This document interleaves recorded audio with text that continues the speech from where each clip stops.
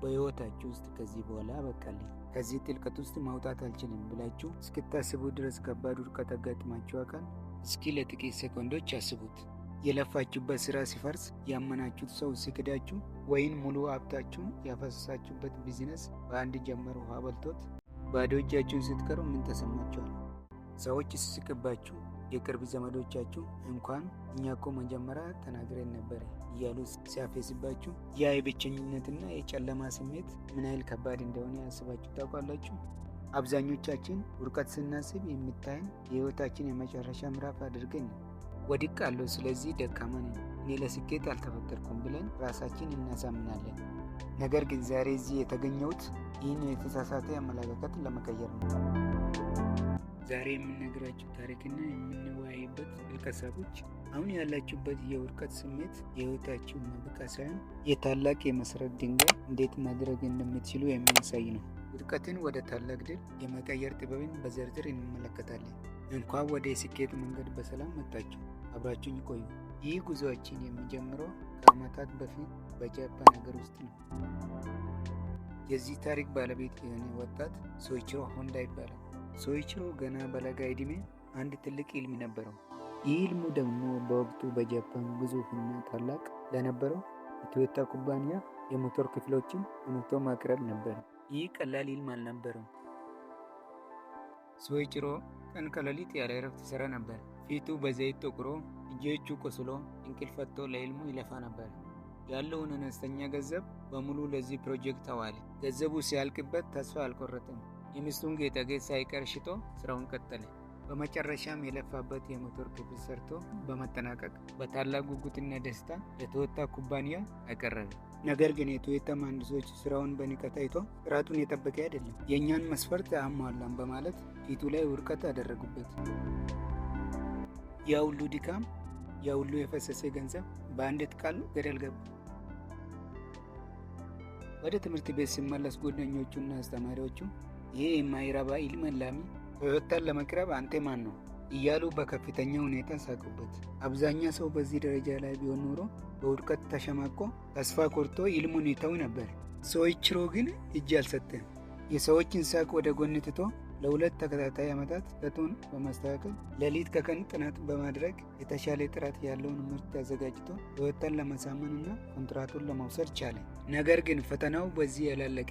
የሞተር ክፍሎችን በብዛት ለማምረት የራሱን ፋብሪካ መገንባት ሲጀምር ሁለተኛ የዓለም ጦርነት ፈነዳ። ጃፓን ውስጥ የሲሚንቶ እጥረት አጋጠሙ። ግንባታው ቆሜ። እሱ ግን ቁጭ ብሎ አላመረረም። የራሱን ኮንክሪት መሰሪያ መንገድና ቀመር ፈጥሮ ፋብሪካውን ማቆም ቻለ። ትልቁን ፋብሪካ ገንብቶ ጨርሶ ስራ ጀመርኩ ሲል ባልታሰበ ሁኔታ የአሜሪካ ጦር አውሮፕላኖች ፋብሪካውን በቦምብ ያጋዩት። የለፋበት ፋብሪካ በአይነ ርግብ ጉብታ አመድ ሆነ። አሁንም ተስፋ አልቆረጠም። እንደገና ቆሞ ጠገነ። ነገር ግን አሁንም በድጋሚ በቦምብ ተመታበት። ከጦርነቱ በኋላ ሁሉም ነገር አለቀ። አሁንስ በቃ መነሳት አይቻልም ሲባል እጅግ የከፋ የመሬት መንቀጥቀጥ ተከስቶ የተረፈውን ፋብሪካ ሙሉ በሙሉ ከመሬት ጋር ቀላቀለው። ሶይቺሮ አሁን ምንም ነገር የለውም። አገሪቱ በጦርነት ስለወደመች መኪና የሚባል ነገር ቆሟል። ሰዎች በእግራቸው ወይም በብስክሌት ብቻ ይጓዙ ነበር። ሶይቺሮ በዚህ ከባድ የውድቀት የኪሳራና የጨለማ ጊዜ ውስጥ ሆኖ ከተደመሰሰ ህይወት ውስጥ አንድ አስገራሚ መፍትሄ አሰበ። ለራሱ መጓጓዝ እንደሆነው ባገኘ ትንሽዬና አሮጌ ሞተር ከብስክሌት ጋር አያይዞ ለመስራት ሞከረ። ሞተሯን ከብስክሌት ጋር አያይዞ መንቀሳቀስ ጀምር። ጎረቤቶቹ ይህን አይቶ በጣም ተገረሙ። እባክህ ለእኛም እንደዚህ አይነት ነገር ስራለን ብሎ ለመኑት። ፍላጎቱ ሲጨምር ሞተር ለመግዛት ምንም ገንዘብ ስላልነበረው ካለው ዜሮ ካፒታል በመነሳት በጃፓን ለሚገኙ 3000 የብስክሌት መደብሮች አገራችንን መልሰን ለመገንባት እባካችሁ አግዙን፣ ኢንቨስት ያድርጉልኝ ብሎ ረጅም ደብዳቤ ጻፈ። ጥቂቶቹ አመኑበትና አገዙት። ያቺ ከከባድ ውድቀት ከጦርነትና ከመሬት መንቀጥቀጥ በኋላ ከባዶነት የተነሳች ብስክሌት ላይ የተገጠመችው ሞተር ዛሬ ዓለም ላይ በብዛት የምትገኘው በቢሊዮን ዶላሮች የምትተመነው በየመንገዳችን የምናያት የታላቁ ሆንዳ ሞተርስ መነሻ ነበረች። ወዳጆቼ ይህን ታሪክ ስነግራችሁ ዝም ብላችሁ እንደ አንድ ተራ ታሪክ መስታወሻ እንድትሰሙት ፈልጌ አይደለም። ይህ ታሪክ የእያንዳንዳችን ህይወት መስታወት ነው። የሶይቺሮ ሆንዳ ውድቀት እናንተ አሁን ካላችሁበት ፈተና ጋር ይመሳሰላል። ፋብሪካው ሲፈርስ እናንተ የገነባችሁት ግንኙነት ወይም የጀመራችሁት ስራ የፈረሰበትን ጊዜ አስቡ። ሰዎች ሲስቁበት በእናንተም ላይ የተሳለቁባቸውን ሰዎች አስታውሱ። ታዲያ ልዩነቱ የቱ ላይ ነው? ልዩነቱ ውድቀትን በተቀበለበት መንገድ ላይ ነው። ስኬታማ ሰዎች ከሌሎች ሰዎች የተለየ አእምሮ ኖራችሁ ሳይሆን ውድቀትን በሚተረጎሙበትና ምላሽ በሚሰጡበት መንገድ ነው የሚያሸንፉት። ውድቀት ማለት በመንገዳችን ላይ ያለው ትልቅ ገደል ሳይሆን ወደ ላቀ ደረጃ የሚያሻግር ድልድይ ነው። ታዲያ እናንተስ በሕይወታችሁ የሚያጋጥማችሁን ይህንን መራራ ውድቀት ወደ ጣፋጭ ስኬት ለመቀየር በትክክል ምን ማድረግ አለባችሁ? ይህንን ለማድረግ ማለፍ ያለባችሁ 6 ወሳኝና ወርቃማ መንገዶች አሉ። እያንዳንዱን መንገድ በደንብ እንየው፣ ምክንያቱም አንዱ መንገድ ወደ ሌላኛው እየመራችሁ ሕይወታችሁን ሙሉ በሙሉ የሚቀይር ጉዞ ውስጥ ይከታችኋል። ወደ ስኬት ለመቀየር ማድረግ ያለባችሁ 6 ወርቃማ መንገዶች። የመጀመሪያና ዋነኛ ወርቃማ መንገድ ለውድቀት ያላችሁ አመለካከት ሙሉ በሙሉ መቀየር። ውድቀት ማለት አትችልም፣ አቅም የለም የሚል የሕይወት የቅጣት መልእክት አይደለም። ይልቁንም በዚህ መንገድ አይሰራም፣ ሌላ የተሻለ መንገድ ሞክር የሚል ውድ ትምህርት ነው። ብዙ ሰዎች ሲወድቁ ራሳቸውን መውቀስ፣ መማረር እና ዕጣ ፈንታቸውን ማርገም ይጀምራሉ። ነገር ግን ውድቀትን እንደ መማሪያ ክፍል ልትጠቀሙበት ይገባል። ስትወድቁ፣ ስትከስሩ ወይም ስትሳሳቱ አበቃልኝ ከማለት ይልቅ ከዚህ ከባድ ውድቀት ምን ተማርኩ? የት ላይ ነው ያጠፋሁት? በሚቀጥለው ጊዜ ምን የተለየ ነገር ማድረግ አለብኝ ብላችሁ ራሳችሁን ጠይቁ። ስህተታችሁን ማወቅና ከሱ መማር ለቀጣይ ትልቅ ስኬታችሁ እጅግ ዋጋ ያለው ካፒታል ነው። ውድቀት ማለት ገና ያልተጠናቀቀ የስኬት ሂደት አካል መሆኑን አጥብቃችሁ ይመኑ። ሁለተኛ፣ የሰዎችን ፌዝና ነቀፌታ ወደ ውስጣዊ ነዳጅነት መቀየር። ሆንዳ የቶዮታ መሐንዲስ ሲስቁበት አላነበም። እናንተም አዲስ ሀሳብ ስታመጡ ወይም ስትወድቁ ሰዎች ይስቃሉ። አትችልም፣ ይህ የአንተ አቅም አይደለም ይላቸዋል። የሰው ልጅ ተፈጥሮ የወደቀ ማሳዘን ወይም መሳቅ ነው። ነገር ግን እናንተ በእነሱ ቃላት ተስፋ ቆርጣችሁ ቤት ከዋላችሁ ትንቢታችን ይሁን ያደርጋችኋል ማለት ነው። ልክ እንደ ሆንዳ የሰዎችን አሉታዊ አስተያየት፣ ፌዝና ንቀት ውስጣችሁን ለመጠናከር ተጠቀሙበት። አትችልም ስላችሁ እንደምችል በተግባር አሳያችኋለሁ ብላችሁ በርትታችሁ እንድትሰሩ እንደ ሞተር መነቃቂያ፣ እንደ ማገዶ ተጠቀሙበት። ቁጣችሁንና ብስጭታችሁን ወደ ሥራ ጉልበት ቀይሩት። ሶስተኛ፣ መንገዱንና ስልቱን መቀየር። መቼም ቢሆን መድረሻና ህልሙን አለመቀየር።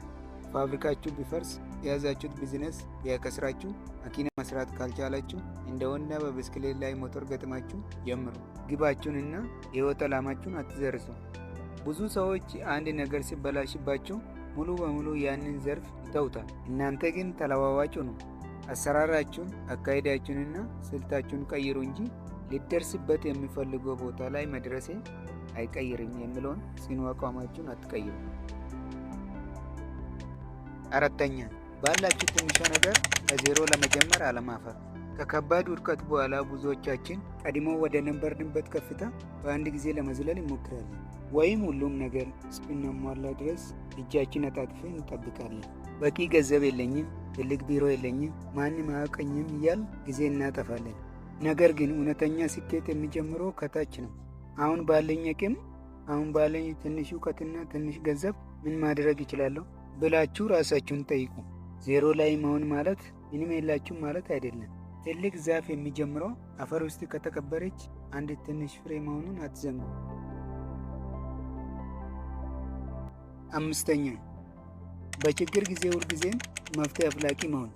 በችግር ጊዜ አብዛኛው ሰው የሚያተኩረው ችግሩ ላይ፣ ጥራቱ ላይና ጨለማ ላይ ብቻ ነው። አገር ሲፈርስ፣ ነዳጅ ሲጠፋ ሰዎች መማረር ጀመሩ። ሆንዳ ግን የተመለከተው ነዳጅ መጥፋቱ ሳይሆን ሰዎች መንቀሳቀስ መፈለጋችሁ ነው። እናንተም በሕይወታችሁ ወይም በዙሪያችሁ የሚያጋጥማችሁ ትልቅ እንቅፋት ውስጥ ምን አዲስ ዕድል እንዳለ ይፈልጉ። ሰዎች የሚማረሩበት ቦታ ላይ መፍትሄ ይዞ የሚመጣ ሰው ታላቅ ስኬት ይጠብቃል። ውድቀታችሁ ራሱ ወደ አዲስ የፈጠራ መንገድ እና መፍትሄ ሊመራችሁ የሚችል ትልቅ መነጽር መሆኑን ተረዱ። ችግሩን አትፍሩት፣ አጥኑት። መልሱ ያለ እዛ ውስጥ ነው። ስድስተኛ፣ ምንም አይነት ሁኔታ ቢፈጠር እጅ ላለመስጠት ዛሬውኑ ከራሳችሁ ጋር ጽኑ ውሳኔ ማሳለፍ። ስኬት የሚመጣ በአንድ ጀንበር ወይም በአንድ ጊዜ ሙከራ አይደለም። በጉዞአችሁ ላይ ደጋግሞ መውደቅ፣ መነሳት፣ ማልቀስ፣ ማጣትና ደም ማላብ ሊኖር ይችላል። ይህን ሁሉ ለማለፍ ተራ ምኞት ብቻ አይበቃም። ይሞክራለሁ ሳይሆን እስኪሳካልኝ ድረስ አደርጋለሁ የሚል የማይሰበር የውሳኔ ልብ ያስፈልጋቸዋል። ምንም አይነት ከባድ ማዕበል ቢመጣ፣ ምንም አይነት ኪሳራ ቢገጥማችሁ ወደ ኋላ እንደማትመለሱና ህልማችሁን ይሁን ሳታደርጉ እንደማታቆሙ ዛሬ ቆርጣችሁ ተነሱ። ይህ ውሳኔ ነው ከውድቀት አመድ ውስጥ እንደገና ህይወት ዘርታችሁ እንድትነሱ የሚያደርጋችሁ። ወዳጆቼ፣ መጨረሻ ላይ አንድ ነገር ልነግራችሁ እወዳለሁ። ውድቀት እናንተን ማንነታችሁን ወይም የነገ ዕጣ ፈንታችሁን ሊገልጻችሁ በፍጹም አይችልም።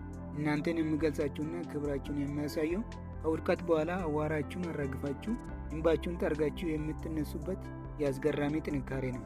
ዛሬ ላይ ሆናችሁ ያጣችሁት ነገር፣ የፈረሰባችሁ ህልም ወይም የገጠማችሁ መራራ ኪሳራ ሁሉ የነገ ትልቅና አጓጊ ስኬት ታሪካችሁን መጣፈጫ መጽሐፍ ብትጽፉ ምርጥ ምዕራፍ መሆኑን አትዘንጉ። እመኑኝ፣ ያሳለፋችሁት ህመም ሁሉ ለትልቅ ክብር እያዘጋጃችሁ ነው። የዛሬ የቤት ስራችሁና የውይይታችን መነሻ ይህ ነው። እስቲ ወደ ኋላ መለስ ብላችሁ ያስቡና በህይወታችሁ የገጠማችሁ አንድ ከባድ ውድቀትና ከዛ ውድቀት ደግሞ የተማራችሁ ትልቅ ትምህርት ከስር በኮሜንት ላይ ጻፉልኝ። የእናንተን ልምድና ጥንካሬ ማንበብ እኔም ሆነ ይህንን ቪዲዮ ለሚመለከቱ ወንድም እህቶቻችሁ ሁሉ ትልቅ ትምህርትና ብርታት ይሆናል። ይህ የዛሬ ቆይታችን ውስጣችሁ ላይ አዲስ ተስፋ፣ መነቃቃትና ጥንካሬ ከፈጠረ ቪዲዮን ላይክ በማድረግ ለሌሎችም ብርሃን እንዲሆን ሼር አድርጉት። እንደዚህ አይነት ጥልቅ አነቃቂና ህይወት የሚቀይሩ ሀሳቦችን በየጊዜ ለማግኘት የስኬት መንገድ ቤተሰብ መሆን አትዘንጉ። ቻናሉን ሰብስክራይብ አድርጉት። እስክንገናኝ ድረስ በመንገዳችሁ ላይ የቱንም ያህል ውድቀት ቢገጥማችሁ እጅ ሳትሰጡ ህልማችሁን ማሳደድ አታቁሙ። ቸር ሰንብቱ።